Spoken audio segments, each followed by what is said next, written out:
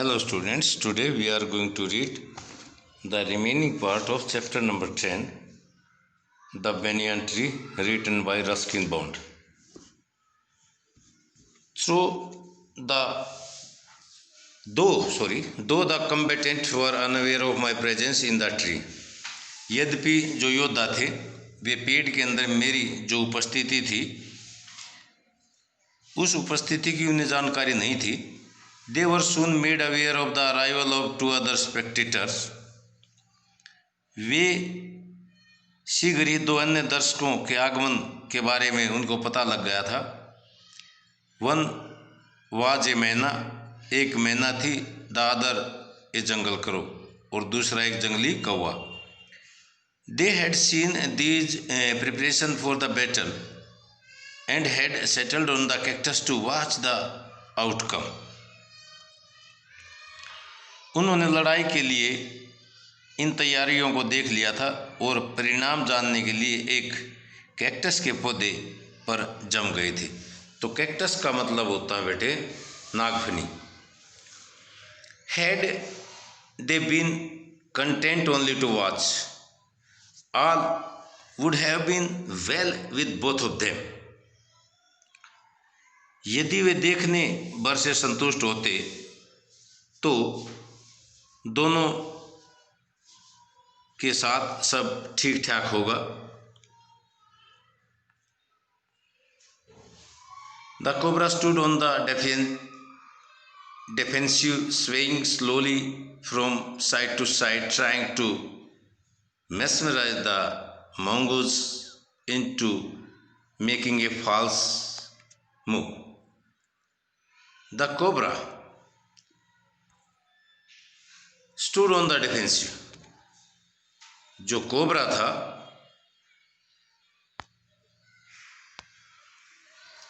stood on the defensive, swing slowly from side to side. Cobra रक्षात्मक रूप से खड़ा था और नेवले को गलत चाल चलने के लिए भ्रमित करने का प्रयास कर रहा था. But the mongoose knew the power of his opponent glassy unwinking eyes. लेकिन जो mongoose था knew the power of his opponent, वो अपने शत्रु की जो शीशे जैसी जो उसकी आकृति थी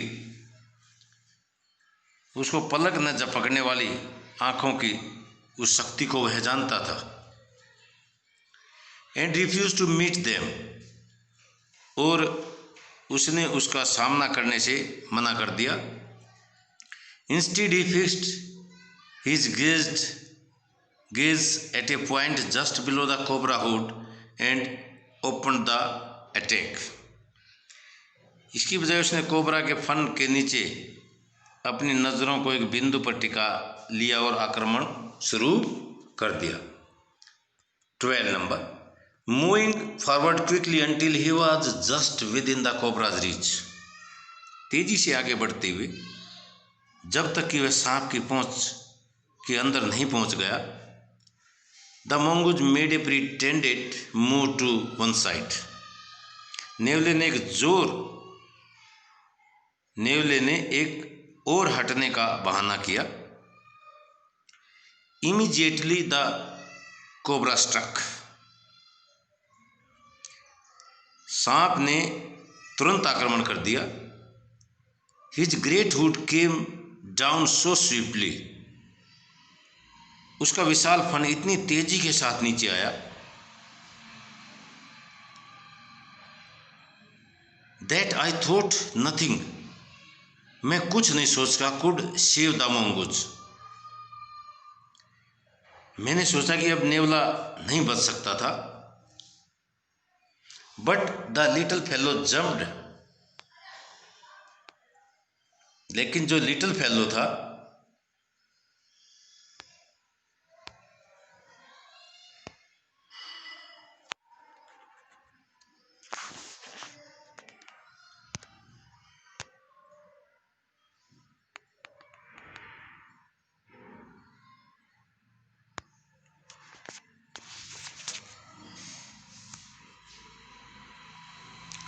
but the little fellow jumped neatly to one side.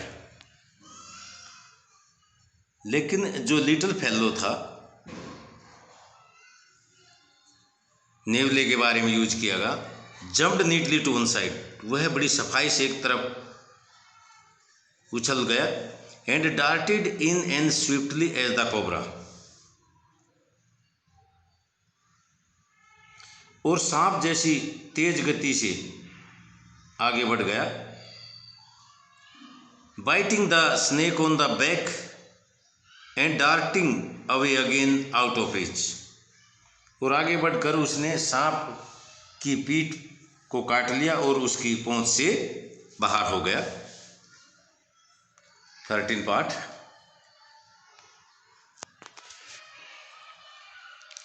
At the same moment that the cobra struck, the crow and the manna hurled themselves at him. At the same moment, उसी क्षण, that the cobra struck, कोबरे ने वार किया, the crow and manna hurled themselves at him, कौवा और जो मैना उस पर झपटे और बीच हवा में एक दूसरे से टकरा गए। hurled themselves at him, उस पर झपटे, only to collide heavenly in mid-air, shrieking insult at each other, they returned to the cactus plant, और वे एक दूसरे से टकराकर और एक दूसरे को जो है ना भला बुरा कहते हुए नागफनी के पौधे के पास आ गए। A few drop of blood glistened on the cobra's back, cobra की पीठ पर खून की कुछ बूंदें चमक रही थी। The cobra struck and missed, struck होता वार करना, मिस्ड होता चूक जाना। कोबरे ने वार किया और वह चूक गया। Again the mongoose sprang aside, एक बार फिर नेवले ने एक और छलांग लगा दी। स्प्रैंग होता छलांग लगाना। एक बार फिर जो नेवला था उसने एक साइड में छलांग लगा दी। जम्प्ड इन एंड बिट, वह कूदकर उसने आक्रमण किया। Again the birds dived at the snake, एक बार फिर पक्षी, डाइव होता झपटना, एक बार फिर पक्षी जो है ना सांप पर झपटे। Bumped into each other instead and returned shrieking to the safety of the cactus, एक बार फिर से वे पक्षी जो ना सांप पर झपटे और वे एक दूसरे से टकरा गए और श्रीकिंग माने शोर मचाते हुए, और शोर मचाते हुए सुरक्षित नागफनी के पौधे पर चले गए।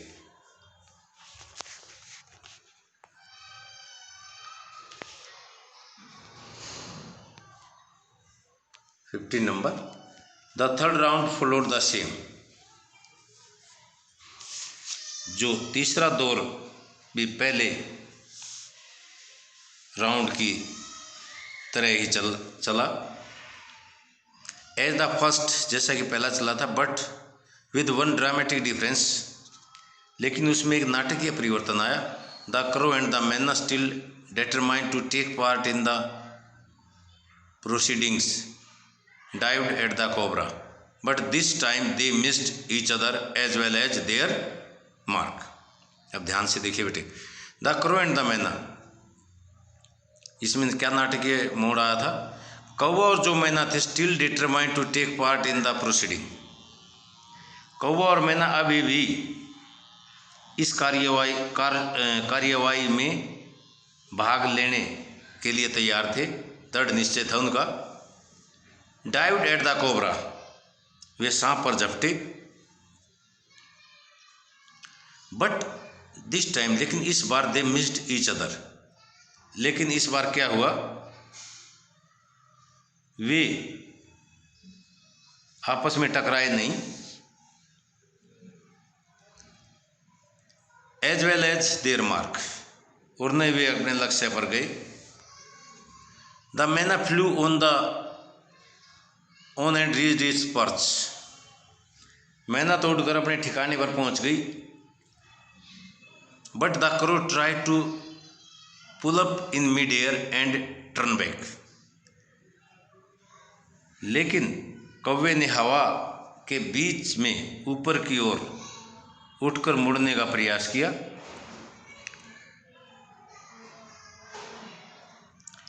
इन the second that it took the bird to do this, the cobra whisked his head back and struck the great force, his snout thudding against the crow body. In the second,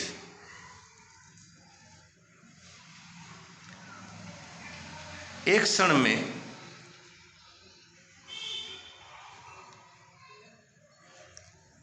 that it took the bird to do this, तो पक्षी को मुड़ने में जो समय लगा, उस एक पल का समय लगा, तो जो सांप था whipped his head back, उसने अपना जो सिर घुमाया पीछे की तरफ,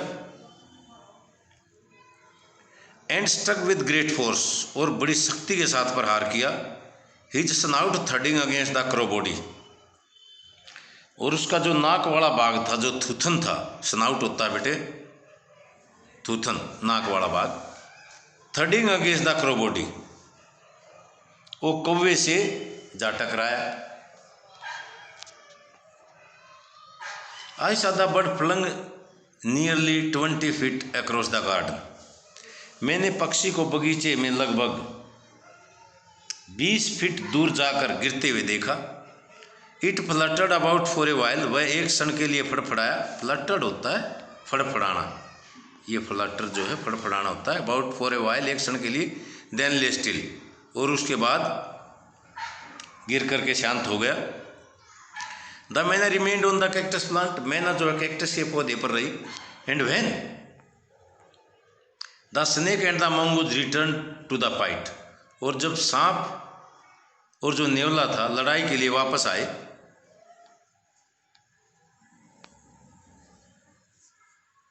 very wisely decided not to interfere again, तो वेरी वाइजली डिसाइडेड, बड़ी बुद्धिमता से निर्णय लिया, नॉट टू इंटरफियर अगेन, कि फिर से दखल अंदाजी नहीं करेंगे। द कोबरा वाज वीकनिंग, जो कोबरा था वो कमजोर पड़ता जा रहा था।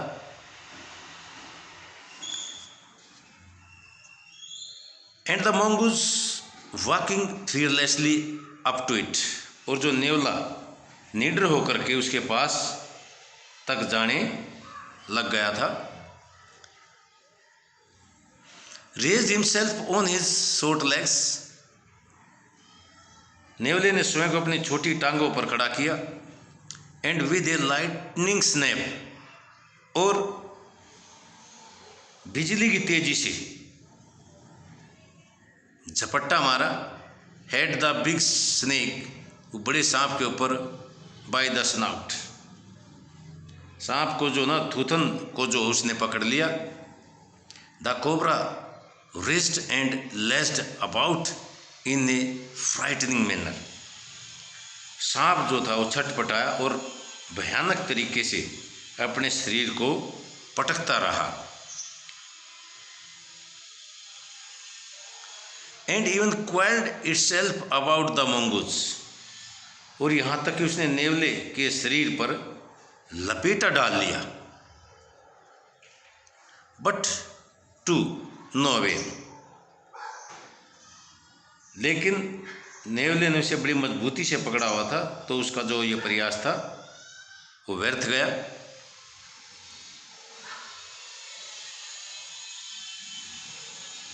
The little fellow hung grimly on until the snake had ceased to struggle,